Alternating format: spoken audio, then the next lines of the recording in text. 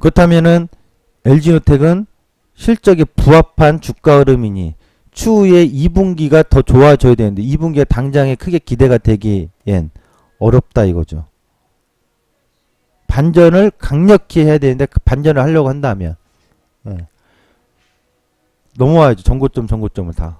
그러면 여전히 그런 흐름은 아니니까 밀려 내려가는 흐름이라고 인정해야 되겠죠. LG노텍. 삼성물산입니다. 제가 눈에 이 삼성물산에 대해서 얘기를 좀 하고 싶은데 삼성이라는 글자 옛날하고 브랜드 달라요. 그건 제 투자적인 관점이나 제가 분석하는 관점에서 얘기하는 거니까 참고를 한번 해보시면 좋겠는데 뭐냐면 대한민국에서 삼성이라는 브랜드를 갖고 나오면 누구나 다 열광합니다.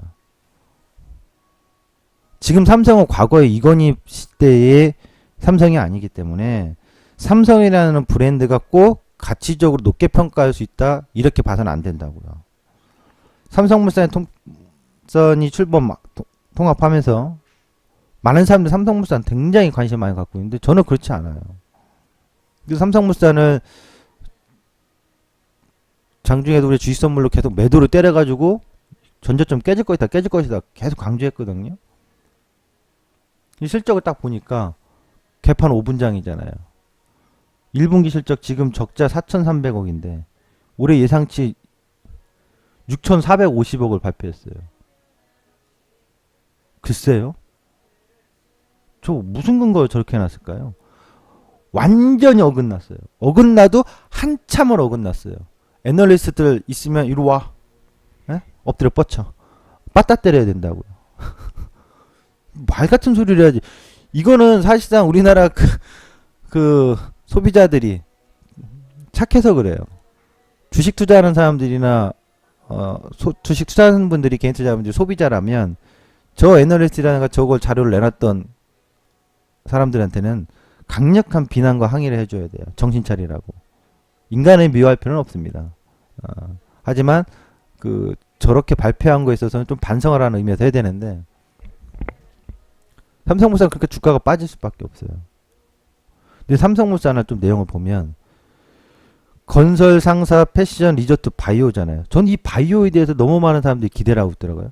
이제 확정 단독 뉴스에 나온 거 보면 삼성 바이오로직스가 우리나라 코스피 시장에 상장한다고 했죠. 해외에 다 상장할까 어디에다 할까 하다가 올 연말에 상장한다고 합니다.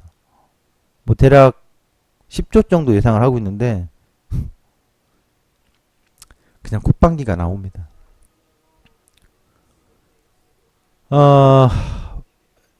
지금 현재 건설, 상사 주 매출은 저거예요. 패션, 리조트, 바이오. 바이오 너 언제 크니? 너 언제 클래? 뭐 예상은 뭐 몇 년 2020년인가요? 2018년도인가 2020년도인가에 1조 예상하더라고요. 매출을 9천억에서 1조. 뭐 그때 가봐야 되는 거지만 엄청난 성장이죠. 그렇게 되면. 근데 좀 지켜봐야 된다고요. 왜냐면 건설도 그렇고 상사도 그렇고 매출 유지가 됐지만 실제 전애들이 성장은 아니잖아요. 건설하고 상사가 지금 주도적 성장을 꿰고 있는 건 아니거든요. 패션? 글쎄요. 패션이라는 거는 트렌드가 워낙 민감하게 바뀌기 때문에 그렇다고 우리나라 이 삼성물산에서 하는 패션 부분이 세계 명품 브랜드화 되는데 되어 있냐? 아니거든요.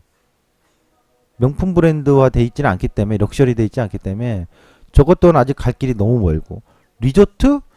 글쎄요. 그럼 사실 삼성물산에서 바라볼 수 있는 성장성은 건 바이오밖에 없는데 바이오도 언제 클래? 시간이 걸리겠죠? 그 점을 주목해야 돼요.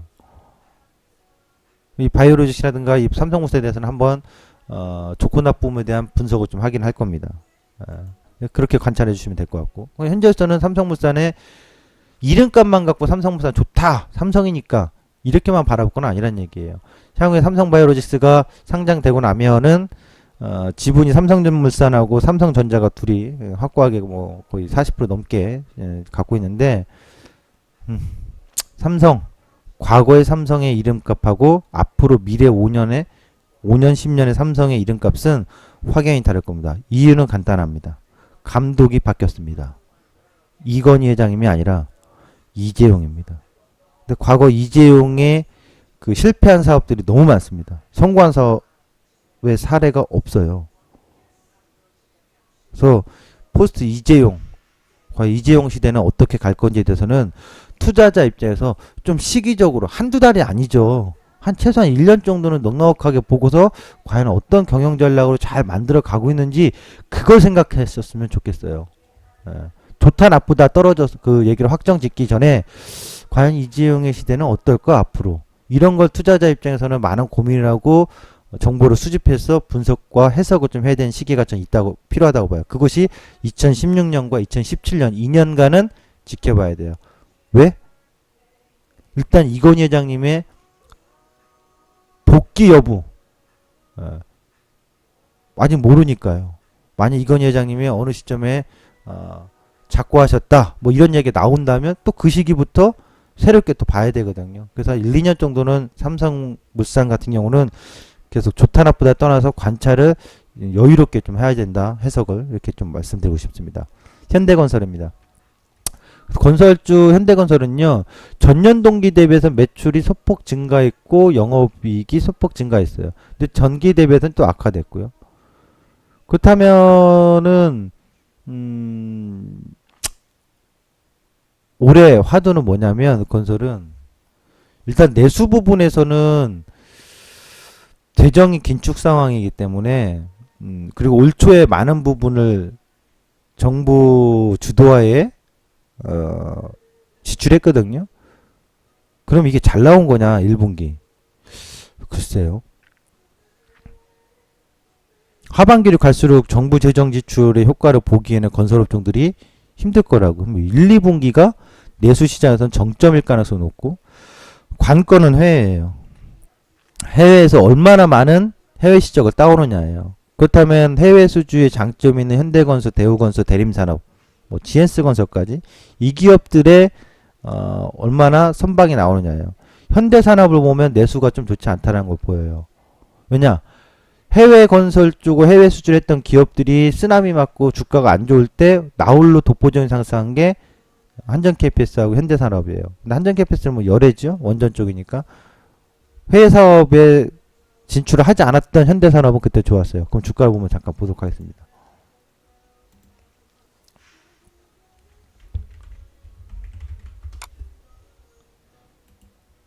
현대산업 보세요.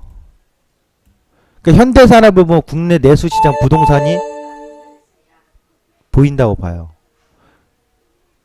그러니까 부동산 3법 같은 거 막 하면서 결국 뛰었을 때 오로지 현대산업만 갔거든요. 현대산업이 빠지죠. 근데 지금 반등 약하죠. 그럼 내수시장의 부동산 경기는 사실상 현대산업으로 유추해보자면 올해와 내년에 냉랭해지지 않겠나 싶어요. 그럼 여기서 현대건설이나 대림산업 어때요? 반등 나오죠. 왜? 현대산업 빠질 때 애들은 받는다. 야, 같은 건설인데도 이렇게 달라? 돌아버리는 일이에요. 대한민국 증시 투자자들이 대응하기에. 그러니까 공부를 정말 기업적 공부를 많이 해야 되는데 이 현대산업과 현대건설과 대림산업으로 본다면 얘네들이 모멘텀이 저 PBR이면서 이제 빠질 만큼 빠졌어. 그리고 니네들은 어떻든 건설주가 구조조정을 뭐 더 하든 뭐 하든 간에 살아남을 기업들이 가능성이 높아. 그리고 해외 쪽에서의 이제는 바닥을 찍은 게 아닐까? 라는 어떤 기대 심리도 나타나고 있다고 봐야 되겠죠. 그래서 건설은 해외 쪽에서의 성과 여부를 주목해야 되는데 올해 이제 코트라 쪽에서 얘기한 거 보면은 이란발 수주에 대한 기대감이 여전히 있어요. 그것에 따라서 이것이 그거에 따른 선반영한 건지 좀 더 추가 반영할 건지에 대해서 지켜봐야 되겠습니다. 그래서 건설주는 내수 쪽은 좋지 않다. 해외 쪽에서 얼마만큼 성과를 가져오냐에 따라서 향후에도 추가적인 성장 동력이 있느냐 없느냐가 하반기에도 주목이 될 포인트예요. 근데 건설주를 본다면 현대산업 보는 게 아니에요. 네? 기술적 반등밖에 안 되는 거라고 봐야 돼요. 역시 보면 이렇게 현대건설이나 대림산업 봐야 되는데 일단 이란발에 대해서 나온다 하더라도 당장에 그것이 실적으로 나온 게 아니기 때문에 좀 더 과도기적으로 흔들어놓다 가격적으로 흔들어놓고 올랐다가도 누르거나 내렸다 왔다 갔다 하는 그런 과도기 국면은 나와야 되지 않을까. 어제 실적을 보면서 해석한 것은 현대건설과 GS건설 등 보면 일단 뭐 낙폭과대 반등했다는 건 나타났는데 추가적인 랠리에 있어서는 좀 2분기에 대한 실적은 좀 더 고민하고 있는 것 같다. 이렇게 좀 해석이 됩니다.